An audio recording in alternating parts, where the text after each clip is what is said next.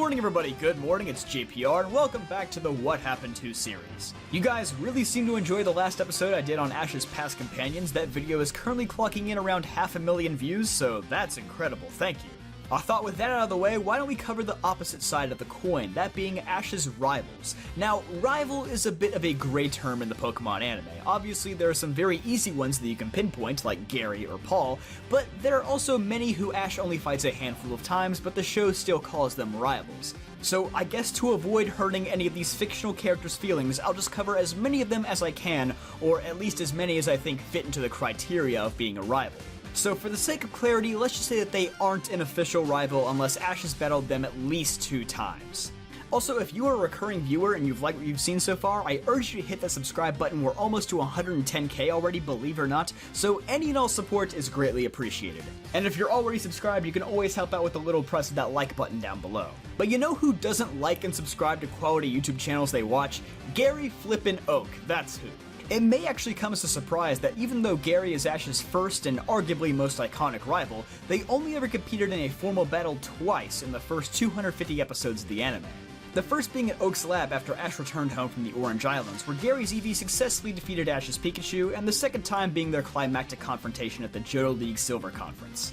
Of course, Ash did finally get the better of Gary in their Johto League battle, with Charizard taking down Gary's starter Pokemon, Blastoise. Because if there's one thing Charizards are known for in the anime, it's not obeying any form of logic whatsoever. But in typical Gary Oak fashion, this loss doesn't disturb him all too much as he decides it's time for him to graduate from a measly trainer to a Pokemon professor, much like his grandfather. Despite no longer competing against Ash, this move did inspire Ash to start from scratch as well when he headed to the Hoenn region, a trend that he has kept up in every region since. So if you're ever mad at Ash for leaving all of his good Pokemon behind in the lab, then just know that it's all thanks to good old Gary Oak. During Ash's travels in Hoenn, we got to see Gary make some progress towards his goal as a researcher in the Pokemon Chronicles side series, as he was able to revive and gain the trust of an Aerodactyl. Later on, Gary would travel to the Sinnoh region to continue conducting his research, sending a postcard to Ash in the process. This would inspire Ash to keep fighting until he finally won against Frontier Brain Brandon and later traveled to Sinnoh himself. But before that, Ash and Gary would have their third and final battle in Pallet Town at the end of the Battle Frontier arc, where it was revealed that Gary had captured an Electivire while working in Sinnoh. Here, once again, Gary was able to have the last laugh as he easily defeated Pikachu once more. Gary would then make some sporadic appearances throughout Diamond and Pearl as an assistant to Professor Rowan, where he continued learning about fossil Pokemon, helped Ash's Gligar evolve into Gliscor, and even assisted in the battle against Team Galactic towards the end of the series. While Gary still has access to his dozens of old Pokemon in his grandfather's lab, in Diamond and Pearl he opted to keep the smaller team of Blastoise, Umbreon, and Electivire on hand at all times.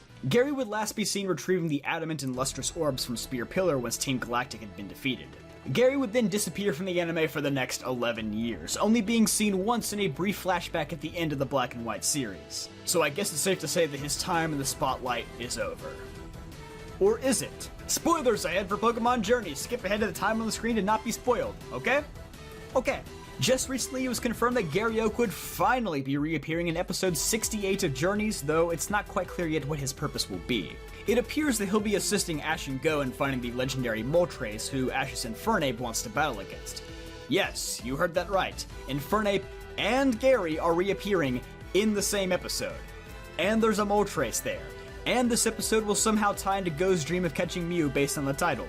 That is a lot of important stuff to cram into a 21-minute episode, so I really hope Gary doesn't get the one-and-done treatment like some other Journeys characters have. And hey, look at that, surprisingly they remember that Gary has an Electivire and not just Blastoise, though Umbreon is still nowhere to be seen.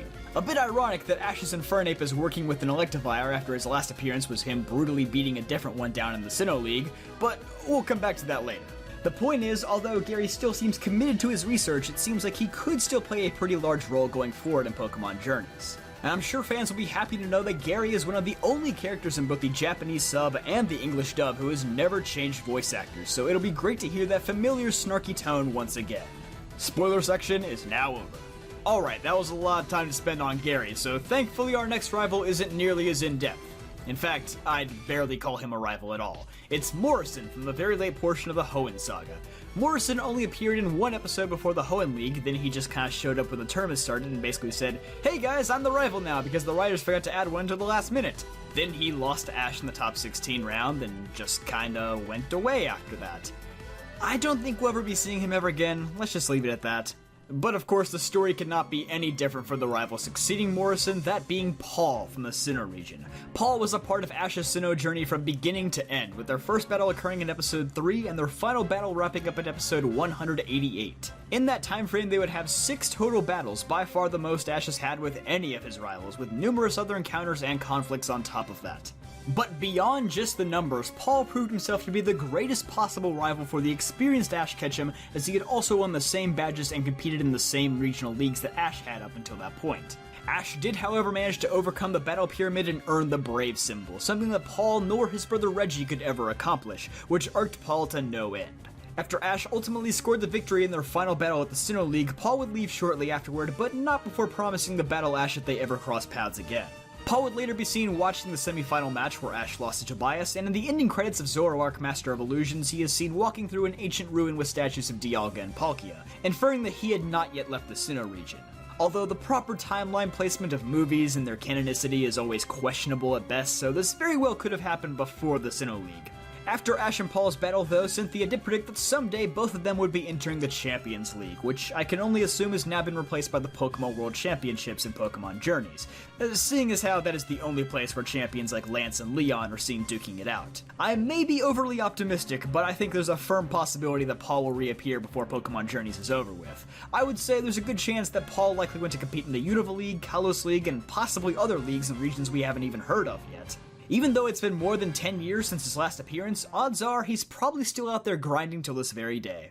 Also from Sinnoh, there's Nando, who Ash did battle twice, so I guess he counts, but after losing the Sinnoh League, he just gave the classic vague answer that he would keep traveling and training elsewhere. But of course, Nando's whole shtick was that he competed in both contests and gym battles, so I would assume he never left the core 4 Japan-inspired regions where contests are held, at least in the anime canon.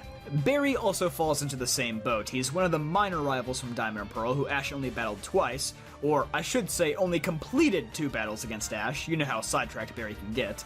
But basically he's the same deal as Nando. He just loses at the league and then says, "I'm gonna go get stronger, see ya," and then never comes back. But hey, Diamond and Pearl remakes are on the horizon, so maybe we'll see this guy again soon. I'd place his chances higher than Nando at least. Now we move on to the Unova region, where Ash had 4 notable rivals, first and foremost being Trip, and then followed by Stefan, Bianca, and Cameron, who, for the sake of my own sanity, I'm going to try and discuss very little of. Well, technically Ash only battled Cameron once, so I actually don't have to talk about him. He's not even a rival. This is my lucky day. Fortunately for me, they all followed more or less the same path throughout Unova, ultimately ending up at the Unova League where they all went, "Bye, I'm not telling you where I'm going or what I'm doing, but take care though." You know, kind of like a high school graduation. At the very least, we got some clarification in the ending sequence, Let's Join Hands, from the Decalore Islands arc of the Best Wishes anime, aka the only good thing that came from that particular arc. This sequence would reveal that all of Ash's rivals stayed behind in Unova as Bianca tearfully informs them over the X-transceiver that Ash and his friends have left the region. So, I'd place chances of them coming back at slim to none. There's already not a ton of Unova episodes and journeys, and with so many Unova rivals, I doubt they'd even bother. Ironically, I'd say Bianca has the best shot at reappearing since she is a game character and we never got to see her updated Black 2 and White 2 design in the anime, even though every other character like Charon and Getsus got their updated designs. You know, I'm just assuming that the Best Wishes anime floats out in some weird vacuum in time and space where nothing really makes sense. Long story short, do you have to worry about these rivals ever coming back? No. Now we arrive in the Kalos region, where thankfully the rivals get some sort of conclusion as opposed to just bye at the end of the league. Ash's first XY rival, and also the least important, Tierno. Okay, I lied. He doesn't actually get that clear of an ending. He just kinda helps out with cleaning up Lumio City after the Zygarde crisis is over. Next is Sawyer, a trainer who looked up to Ash and wanted to chase him down and surpass him. Unlike most rivals, Sawyer actually hails from a different region, that being Hoenn, and he's been shown to have a connection with champion Steven Stone. But he's a bit of a nerd, kinda like the Pokemon version of Deku. He just writes in his notebook and wants to constantly learn more about Pokemon rather than becoming the greatest trainer. Because of this, after the Kalos League and the Zygarde crisis, he stays with Steven Stone in the Kalos region to help in analyzing the megalith that caused the crisis and how it connects to the secrets of Mega Evolution. And finally we have Alon, the protagonist of the Mega Evolution side series who later crossed into the main series when the X, Y, and Z arc began.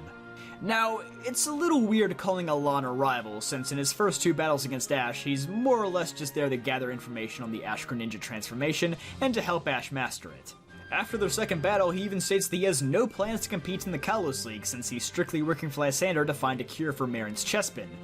So naturally, the next time we see him, he enters the Kalos League. Should've kept your mouth shut, Ashy boy, you dug your own grave with that one. Alon and his absurdly overpowered Mega Charizard X then proceed to steamroll the competition, ultimately defeating Ash's Greninja in the finals to become the Lumiose Conference champion. Which was a huge topic of outrage at the time, but looking back with a clear head, I think it's safe to say that Alon had it in the bag from the beginning. It's not Ash's fault that this guy's Charizard is like level 500. However, just like how Gary had inspired Ash beforehand, in the final XY episode, Alon remarked that Ash's way of starting from zero in a new adventure inspired him to do the same, as he got rid of his old Mega Ring and Mega Stones that he received from Lysander and revealed that his new goal was to find his own. He's then later seen during the end credits making a discovery at the Frost Cavern and sharing it with Professor Sycamore. As far as we know, Alon has no plans to leave the Kalos region or continue competing as a trainer in various leagues. Though, given that he's the only rival that Ash never defeated, not counting Cameron, we're not going to talk about it, there could very well be room for a potential return in the World Championships later down the line. Finally, we reach Alola, where Ash had 3 rivals, though 2 of them being a bit loose, those being Hao and Kiawe. Of course, Kiawe was also one of Ash's classmates and companions, but found himself battling and training with Ash multiple times throughout the series. Unfortunately, they never actually let us see a full battle between Ash and Kiawe though, so we'll never really know how they stack up against one another. In Pokemon Journeys though, Kiawe did test Go's strength in a battle to see if he was worthy of being Ash's rival in his place, before Go later clarified that he's not a rival, just Ash's research assistant. As of right now, Kiawe is continuing his training to become the next Kahuna of Akala Island like his grandfather before him. Hao is a bit of a strange case. He was introduced very late into Sun and Moon's run, and his lack of dialogue or importance in the Alola League led many to believe that this could have been due to conflicts with getting his Japanese voice actor in the booth. Of course, it's totally possible that they just never intended for Hao to be a prominent character in the first place. Regardless, Ash and Hao battled twice, both times with Ash using Rowlet against Hao's Dartrix, who later evolved into a Decidueye. After the league concluded, Hao, like Kiawe, went to complete the Island Challenge and battled Nanu. Lastly, we have Gladion, who battled against Ash 4 times throughout the Alola series, with of course Ash winning in their final battle to become the Alola League champion. After the end of the league, Gladion visited his old home on Melee Island, where his Zoroark, formerly owned by his father, was able to wake the family's sleeping Magearna. Magearna was then able to help direct Lusamine, Lily, and Gladion toward Mon's location, causing them to leave Alola in the final Sun and Moon episode. Gladion and Lily are later seen taking a train in a faraway region in Pokemon Journeys to continue searching for their father. Hey, all I'm saying is the Galar region has a lot of trains, and we know the Crown Tundra arc is coming up, which, at least in the games, has some connection to Ultra Wormholes and Ultra Beasts. So maybe Gladion and Lily's reappearance is closer than we think. Or again, this could mean totally nothing and I'm just being overly optimistic. But we'll see. And there we have it, that's what's up with all of Ash Ketchum's past rivals. I'm gonna hold off on doing the current rivals because we're not too sure about Bee and Rinto being permanent characters in Journeys. Plus, I mean, the series just isn't over yet, we don't know what the future has in store for them. But thank you so much for making it to the end of today's video. Again, if you enjoyed, it would be great if you subscribed so you didn't miss any future videos, and hit that like button for more content like this. Also, tell me down below, who is your favorite Ash Ketchum rival, and who do you think has the best shot at coming back soon? That's all for me. I'll see you guys next time.